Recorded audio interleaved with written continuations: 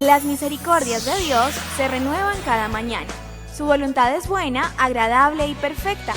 Bienvenidos a una nueva emisión de Vidas con Propósito, para volver a vivir. La fe auténtica tiene un origen, Dios mismo. Hola, muy buenos días, bienvenidos a Vidas con Propósito, para volver a vivir. Les saluda Oscar Plata. Agradecemos a los oyentes que cada mañana sintonizan el dial 1020 AM y por internet a través de radioprimavera.com. Y en esta semana iniciaremos la serie del miércoles y viernes titulada ¿Cómo desarrollar la fe? Tú nos creaste con un propósito.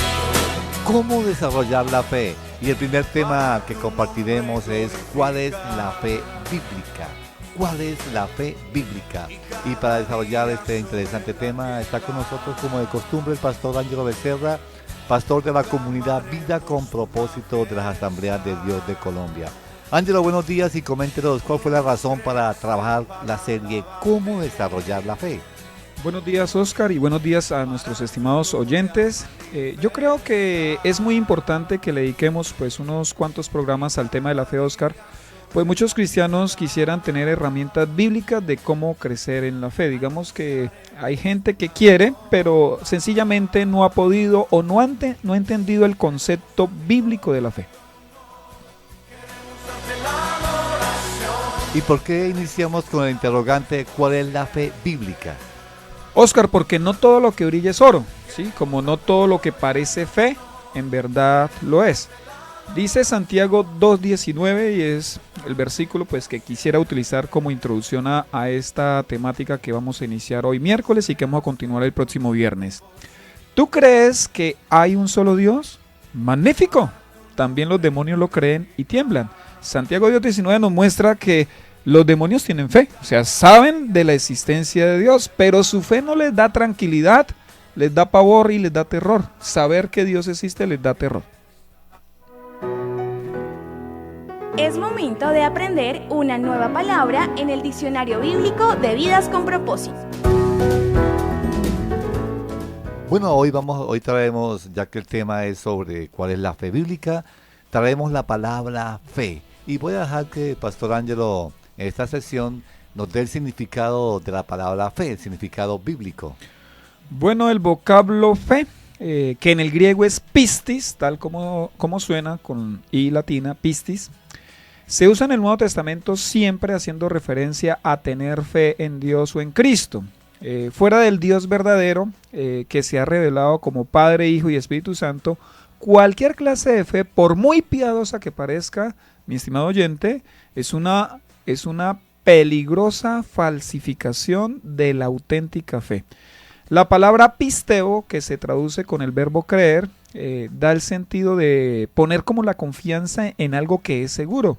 Así que quien cree tiene fe, es decir, está confiado, y está confiado obviamente en el Dios verdadero, en el Dios que revela las Sagradas Escrituras. Estás escuchando Vidas con Propósito, para volver a vivir. Santiago 2:19, el verso leído anteriormente, dice, ¿tú crees que hay un solo Dios? ¡Magnífico! También los demonios lo creen y tiemblan. ¿Qué nos dice este texto en cuanto a la fe, Pastor Ángelo? Oscar, Santiago, argumentando sobre la fe que actúa, él nos dice que el estar seguro de la existencia del único Dios no es gran cosa, ¿sí? Pues los demonios también lo están y en lugar de eso darle confianza, lo que experimentan estos seres espirituales es un gran sentimiento de temor y pánico. O sea, no tiene fe aquel que dice que cree en Dios. Digamos que ese sería como el inicio, ¿no? El aceptar o el reconocer la existencia de Dios. Pero la fe va mucho más allá. ¿Por qué hace énfasis en la fe bíblica? ¿Es que acaso hay otra fe diferente? La razón es porque en la actualidad a muchos pensamientos, a muchas declaraciones, a muchas confesiones por parte de algunos cristianos se les ha relacionado con la fe bíblica, pero en realidad no lo son.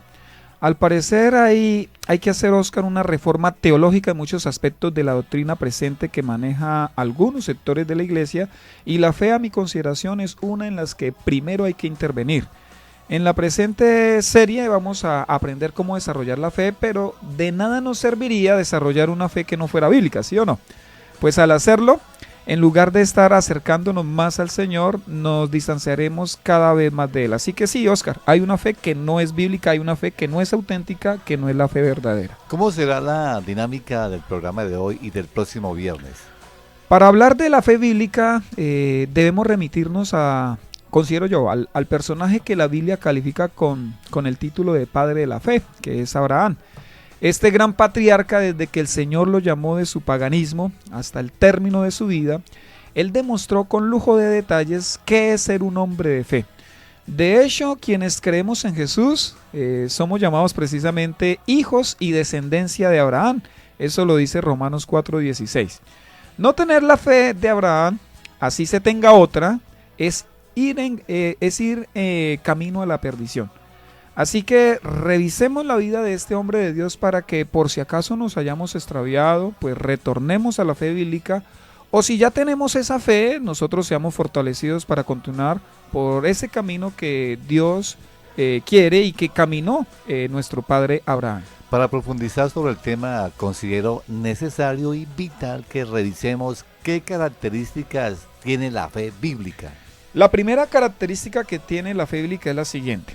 La fe bíblica se origina en la palabra de Dios y yo pensaría que este es el fundamento. La fe bíblica se origina en la palabra de Dios. Santiago 2:23 dice: así se cumplió la escritura que dice, creyó Abraham a Dios y ello se le tomó en cuenta como justicia y fue llamado amigo de Dios. La verdadera fe, la fe bíblica, no proviene de nuestro pensamiento, tampoco proviene de nuestras palabras o de nuestras actitudes. La fe auténtica tiene un origen y es Dios mismo. Cada vez que Dios emite una palabra, nosotros, Oscar, mi estimado oyente, deberíamos tener fe en esa palabra. No lo que nosotros queremos o especulamos, es lo que el Señor ha dicho. Por lo tanto, somos unos necios y nosotros depositamos la fe en nosotros mismos. El padre de la fe dice creyó a Dios. Esta expresión indica que Dios declaró algo que el patriarca creyó con firmeza. No lo puso en tela de juicio, no lo cuestionó, no lo razonó. Él sencillamente confió. Abraham pensó, si esto lo dice Dios, pues así tiene que ser. ¿Qué fue lo que Dios dijo y Abraham creyó? Dos cosas. Dios le dijo a Abraham, número uno, que le daría un hijo. Y bueno, esto no fuera asombroso si Abraham no tuviese la edad que tenía, 75 años, cuando el Señor le hace esa promesa. Y Sara era estéril. Y Sara era estéril a propósito, ¿no? Y número dos, lo que le dice Dios es que a través de ese hijo va a levantar una descendencia como las estrellas del cielo y como la arena del mar. Esto es impresionante, Oscar, porque una cosa es que Dios diga que le va a dar un hijo a alguien de 75 y la esposa es estéril, bueno, diríamos, eso es un milagro. Pero decir que de ese hijo va a levantar una descendencia impresionantemente grande, sencillamente eso es maravilloso y ahí se manifiesta la fe. Yo quiero aquí aclarar o añadir algo acerca de Abraham. Número uno, Abraham no declaró, o sea, no salió de la boca de Abraham, voy a tener un hijo, voy a tener un hijo, yo voy a tener un hijo. No, Abraham no declaró voy a tener un hijo. Esa declaración, ¿quién la hizo? La hizo Dios. La hizo Dios. Número dos, Abraham se mantuvo en su fe a pesar de no ver el cumplimiento prontamente de esa promesa que el Señor le estaba haciendo. Tres, Abraham flaqueó en un momento y tomó un atajo que le trajo consecuencias funestas. Y número cuatro, Abraham fue declarado justo a causa de no dudar de Dios finalmente. O sea, en todo su proceso él no dudó de Dios. Estas aclaraciones que usted está haciendo, considero, son muy importantes, así que le invito a profundizarlas un poco más.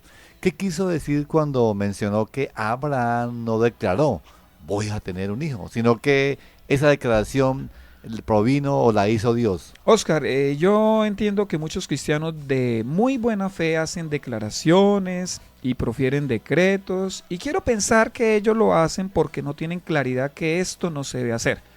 No encontraremos que ningún apóstol haya declarado o decretado cosas Y le explico cuál es la razón para que ellos no lo hicieran. Ellos sencillamente no tenían la capacidad de hacer cumplir tales decretos o tales declaraciones. De hecho, nadie las tiene sino solo Dios. Y cuando un hombre o una mujer intentan hacer lo que solo a Dios le compete hacer, de alguna manera se está igualando a Dios, se está igualando al Señor. Es por eso que pienso que cuando algunos cristianos declaran o decretan, lo hacen porque no entienden la magnitud de tal acción. Pero quizás haya algunos testimonios de cristianos que han declarado o han decretado algo en sus vidas o en las vidas de otros y así les ha sucedido. ¿Por qué considera que estas cosas se dan? Estas cosas pasan, Oscar, por la pura gracia y la pura misericordia de Dios, porque el Señor es muy compasivo y de verdad el Señor quiere ayudarnos en medio de nuestras necesidades.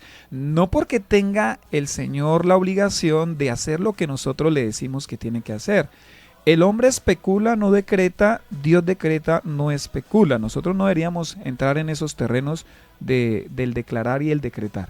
Pero ¿acaso la Biblia no dice que por medio de la fe podemos llamar las cosas que no son como si fueran? No, Oscar, la Biblia no dice eso de nosotros. De hecho, de ningún hombre lo dice, porque ese es un atributo exclusivo o incomunicable de Dios. Recuerde que los atributos incomunicables de Dios son los que solo le pertenecen a Él y que Él no va a compartir con nadie. La capacidad de decretar que algo suceda solo le pertenece a Dios, así como el atributo de la omnisciencia, que Dios todo lo conoce. Decir que los hombres tenemos esa capacidad es elevarnos a la posición de Dios, porque significaría que nosotros tenemos la capacidad de hacer que sucedan cosas por medio de nuestras palabras, y eso jamás va a pasar, jamás va a suceder. Ahora sí, permítame, le leo el texto que muchos ni siquiera se han atrevido a revisar en sus Biblias, que lo han citado tal como usted lo cita, que la Biblia dice que nosotros tenemos el poder de llamar las cosas que no son como si fueran. Se encuentra, y apunte la cita, estimado oyente, en Romanos 4:17.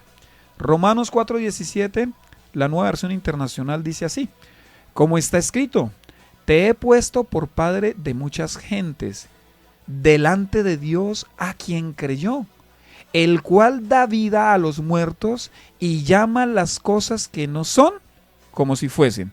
Pregunto, Oscar, ¿quién es el que da vida a los muertos y que llama las cosas que no son como si fuesen? Dice el texto que es Dios. Dios mismo. O sea, ese versículo no aplica a nosotros los seres humanos, a nadie en la creación. Nadie, ninguna criatura puede llamar las cosas que no son como si fueran. Ninguna criatura puede crear realidades por medio de la palabra hablada o por medio de la palabra expresada. Ese es un atributo exclusivo de Dios y está incluido en el atributo de la omnipotencia. Porque Dios es omnipotente, Él puede decir cualquier cosa y esa cosa va a suceder porque Él tiene poder para que así suceda. Ningún mortal, ninguna criatura tiene esa capacidad. Usted también dijo que Abraham se mantuvo en su fe a pesar de no ver el cumplimiento de la promesa prontamente. ¿Por qué es importante tener en cuenta el esperar en cuanto a la fe? Me gusta su pregunta, Oscar, porque en la actualidad se está usando la fe no para esperar las promesas de Dios, sino para apresurarlas, ¿sí? La fe que hoy día se ofrece o que dicen o que predican algunos pastores, algunos conferencistas, en lugar de llevar a sus oyentes a ser más pacientes y persistentes en la oración, los ha llevado a ser más afanados. Incluso a muchos les ha llevado hasta reclamarle a Dios por la demora. Señor, ¿por qué te demoras? Señor, ¿qué pasa? Esto obviamente no puede ser la fe bíblica. De eso no habla la fe bíblica.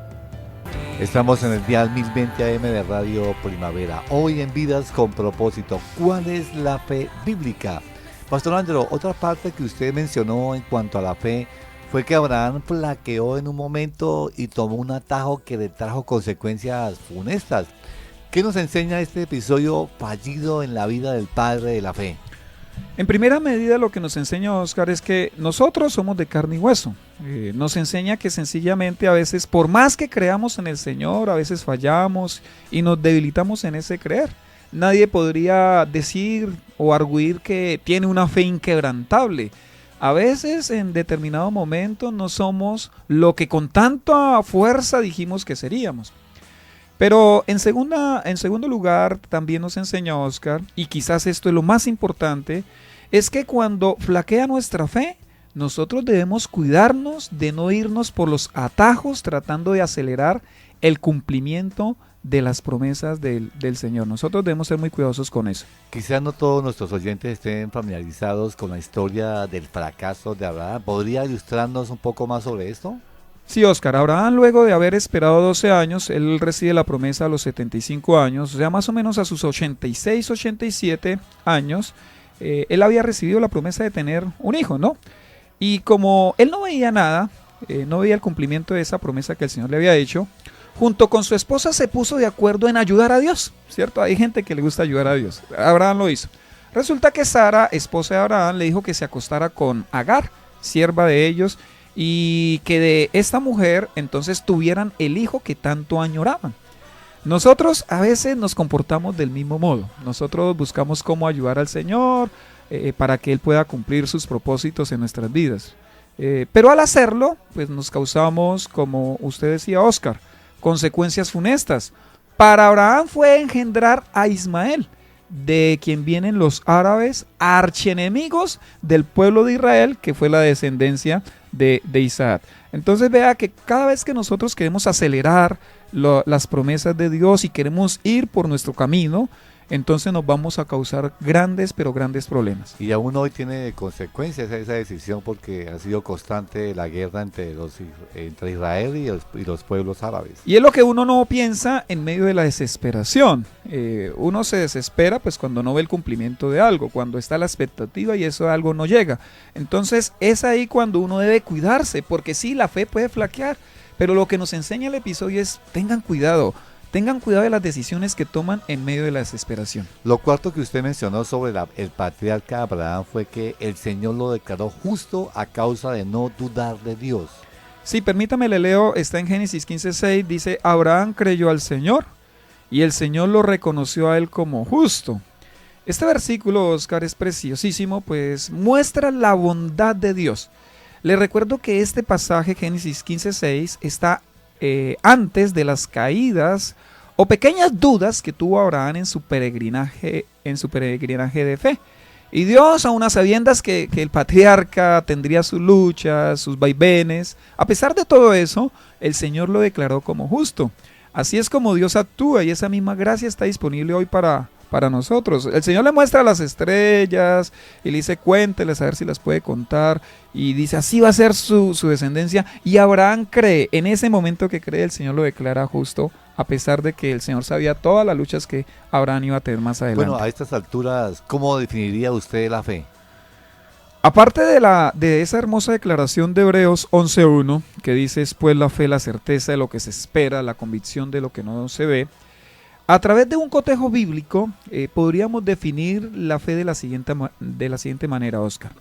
La fe es la convicción plena de que Dios es quien Él afirma ser y hará lo que Él ha prometido. Repito esta definición y ojalá usted, estimado oyente, la pueda apuntar y guardar en su corazón.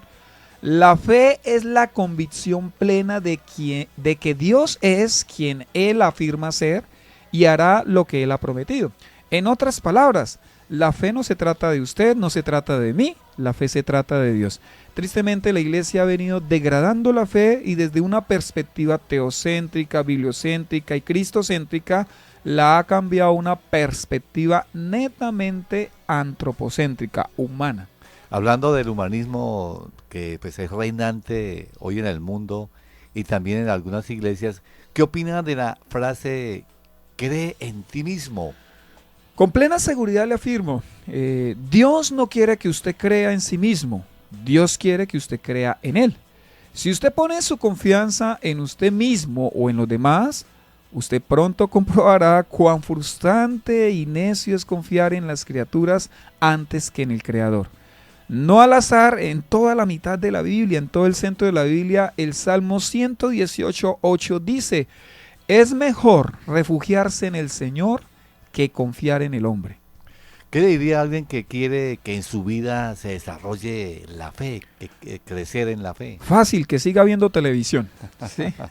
Bueno, aquí algunos consejos. Empiece a conocer qué dijo Dios. para eso pues obligatoriamente tendrá que conocer la Biblia, porque ¿cómo alguien va a conocer al Señor si no lee el libro que Él reveló? Y aquí entonces aprovecho para preguntarle a nuestros oyentes, ¿cómo va usted en su plan de lectura diaria de la Biblia? ¿Lo está haciendo? ¿Cuánto?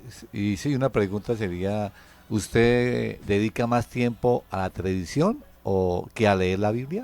Sí, esa sería una pregunta fuerte.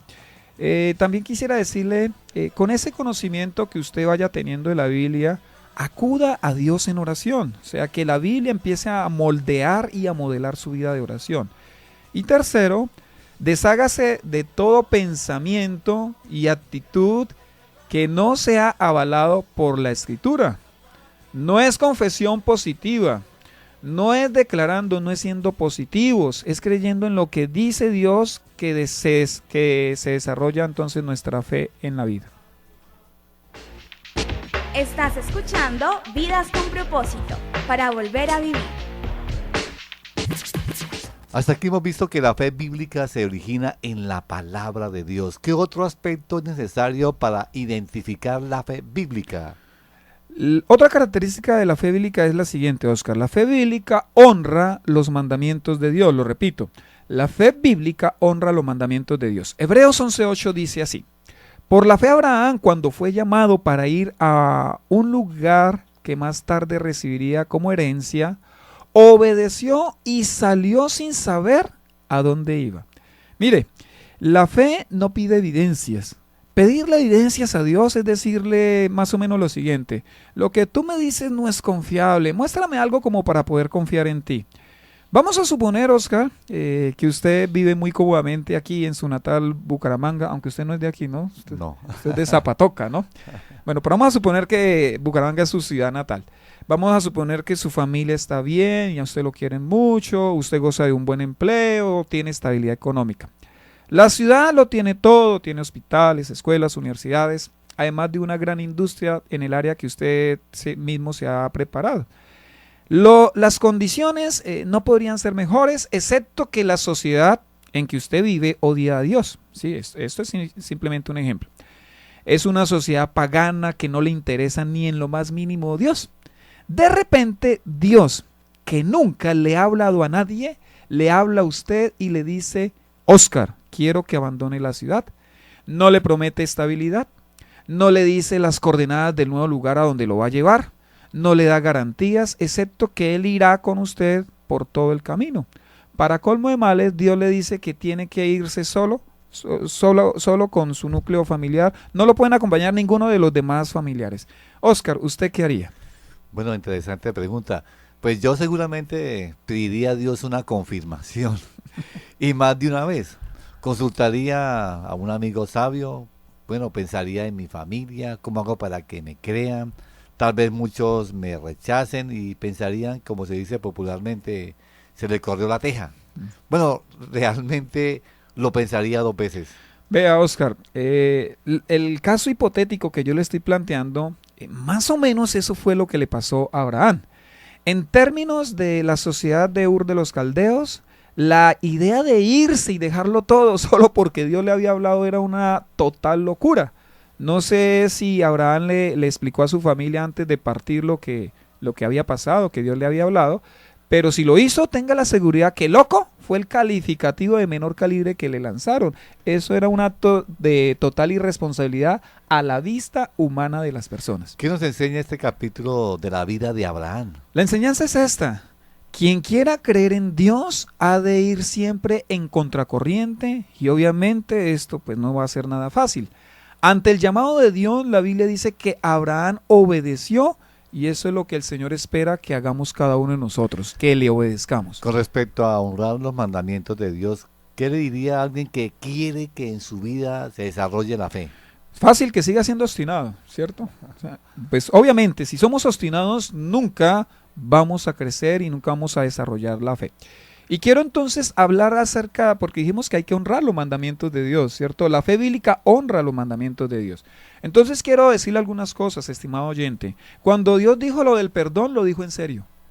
Cuando Jesús dijo lo del bautismo, que el que creía en Él se bautizaba en el nombre del Padre, del Hijo y del Espíritu Santo, Él lo dijo en serio. Eso no es opcional. Cuando Dios dijo lo de la mentira, lo dijo en serio, y dice la palabra que los mentirosos pues irán al lago de fuego y azufre. Cuando Jesús dijo lo del sufrimiento, que por causa de él sufriríamos, también lo dijo en serio. Cuando Jesús dijo lo del adulterio, ¿cierto? Que el que mira a una mujer y la codicia ya adulteró con ella en su corazón, y más adelante dice que eso lleva al infierno, eso también lo dijo en serio. Cuando Jesús dijo lo del infierno, lo del castigo eterno, también lo dijo en serio. Y cuando Dios dijo que le diéramos lo mejor, también lo dijo en serio. Bueno, en cuanto a este último aspecto que usted menciona de dar a Dios lo mejor, ¿se requiere de fe para darle a Dios lo mejor?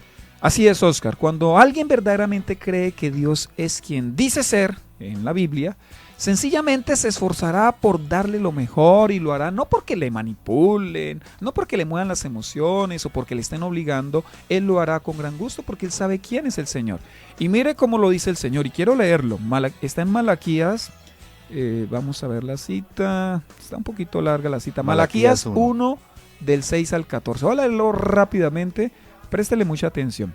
El hijo honra a su padre y el siervo a su señor. Ahora bien, si soy padre, ¿dónde está el honor que me merezco? Y si soy señor, ¿dónde está el respeto que se me debe? Yo, el Señor Todopoderoso, les pregunto a ustedes, sacerdotes que desprecian mi nombre, y encima preguntan, ¿en qué hemos despreciado tu nombre? Pues en que ustedes traen a mi altar alimento mancillado. Y todavía preguntan, ¿en qué te hemos mancillado? Pues en que tienen la mesa del Señor como algo despreciable. Ustedes traen animales ciegos para el sacrificio y piensan que no tiene nada de malo. Sacrifican animales cojos o enfermos y piensan que no tiene nada de malo. ¿Por qué no tratan de ofrecérselo a su gobernante? ¿Creen que estaría él contento con ustedes? ¿Se ganarían su favor? Dice el Señor Todopoderoso. Ahora pues traten de apaciguar a Dios para que se apiade de nosotros. ¿Cree que con esta clase de ofrendas se van a ganar su favor? Dice el Señor Todopoderoso. ¿Cómo quisiera que alguno de ustedes clausurara el templo para que no encendieran en vano el fuego de mi altar? No estoy nada contento con ustedes, dice el Señor Todopoderoso, y no voy a aceptar ni una sola ofrenda de sus manos, porque desde donde nace el sol hasta donde se pone, grande es mi nombre entre las naciones. En todo lugar se ofrece incienso y ofrendas puras a mi nombre, porque grande es mi nombre entre las naciones, dice el Señor Todopoderoso. Y bueno, ahí continúa la lectura, pero ya se nos ha ido el tiempo. Estás escuchando Vidas con Propósito, para volver a vivir. Apreciado oyente, el próximo viernes continuamos con la segunda parte de este interesante tema. Así que si usted desea comunicarse con nosotros, nos puede llamar al teléfono 316-404-3113. 316-404-3113. Gracias por escucharnos y que pasen un día muy feliz.